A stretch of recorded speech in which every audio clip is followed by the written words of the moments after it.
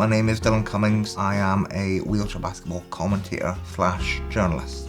Before, I was in student accommodation in central Edinburgh.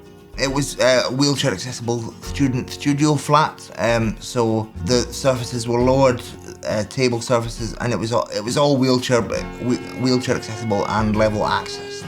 Every single year when my contract ended every year, I tried to find private housing through various different housing associations. I contacted the council. Made me feel very anxious. It made me feel like there was sort of no hope. Like for a good couple of years, I used to sign up to a college course just so I could ensure that I could stay in the student accommodation. 6 months before my contract ended in this July, I knew it was time. It was like, right, time to move on, time to find somewhere else a bit more permanent. I felt very anxious and I felt like quite hopeless, to be honest. First and foremost, I wanted the property to be wheelchair accessible. I wanted it to have level access, and I wanted it to manage in the property independently. I looked at Housing Options Scotland online, applied for it, and then they said they would contact me within 5 weeks with a housing broker, and then I got contacted before 5 weeks, and it was Moira.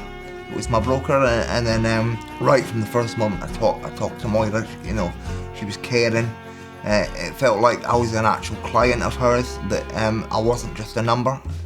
It felt like I was going to get forgotten about by the council, and Housing Options Scotland, they'd done a great job to reassure me.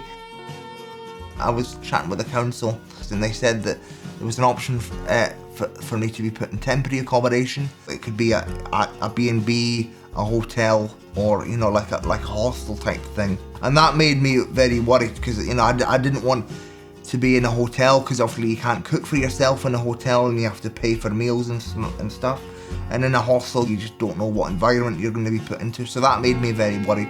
And I remember having a conversation with Moira, and you know, she reassured me that, you know, like if Housing Options Scotland found that a hostel wasn't going to be suitable for me, that you know, they'd fight my corner in it, and they'd make sure that I'd get placed in a suitable environment for me.